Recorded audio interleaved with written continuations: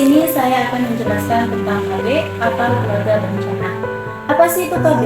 KB merupakan gerakan yang dibentuk untuk membentuk keluarga yang sehat dan sejahtera dengan membatasi kelahiran. Lalu tujuannya untuk apa? Di sini ada terdiri dari dua, yaitu tujuan umum dan tujuan khusus. Tujuan umumnya untuk meningkatkan kesejahteraan ibu dan anak dalam rangka mewujudkan NKKBS atau normal keluarga kecil bahagia dan sejahtera.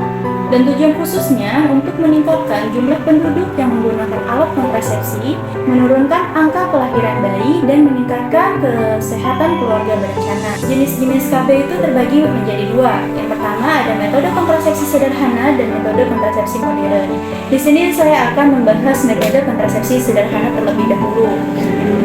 Yang pertama ada senggama terputus. Di mana metode KB ini merupakan KB tradisional pria yang mengeluarkan alat kelaminnya dari vagina sebelum terjadi ejakulasi, sehingga sperma tidak masuk ke dalam vagina.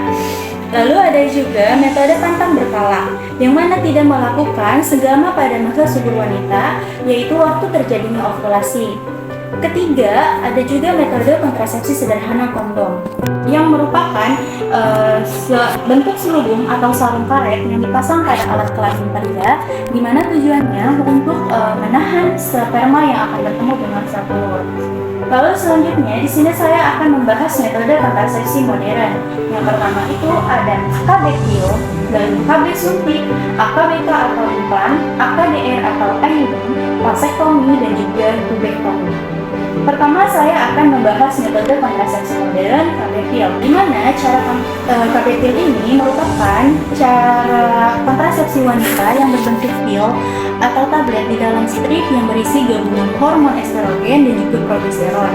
Namun ada juga yang hanya terdiri dari hormon progesteron saja. Ini salah satu contoh dari KB pil tersebut. Yang mana yang kuning ini berisi hormon untuk menjaga agar tidak hamil, dan yang putih ini tidak ada hormonnya, jadi hanya vitamin saja.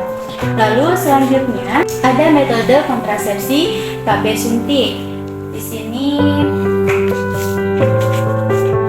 nah ini untuk KB suntik yang mana gunanya untuk mencegah lepasnya sel telur dari hidung telur wanita sehingga mengentalkan lendir di mulut rahim agar sperma tidak bisa masuk ke dalam rahim. Contohnya ini seperti ini. Nah ini untuk beko yang 3 bulan. Keuntungan dan kerugiannya, apa sih dari kerugian dari KB suntik? Nah untuk kerugiannya itu gangguan pola haid dan lambat pulihnya kesuburan. Lalu untuk keuntungannya itu jangka panjang dan resikonya terhadap kesehatan kecil dan anak.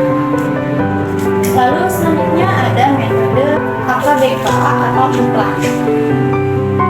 Bentuknya seperti ini.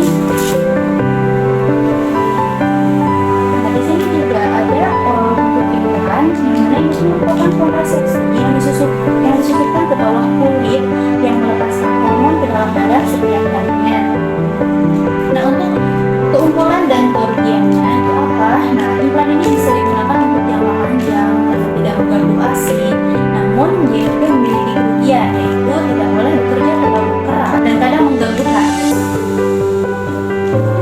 Lalu ada juga metode kontrasepsi AKDR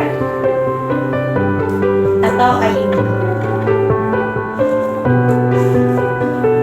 Di sini ada jenis kontrasepsi AKDR yang mana jenis ini yang dimasukkan ke dalam rahim, yaitu berbentuknya seperti huruf T seperti ini ya.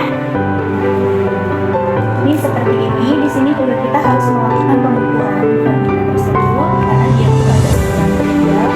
Dan untuk pengukuran itu dapat digunakan jangka panjang dan kemudiannya tidak dapat dilepas sendiri atau apapun dibutuhkan mengganggu saat pengukuran.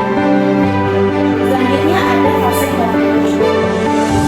Di sini ada vasektomi di mana dilakukan dengan menjalani prosedur operasi yang dilakukan dengan cara menggunakan vas deferens, yaitu saluran yang berbentuk tabung kecil di dalam struktur yang membawa sperma dari testis menuju penis.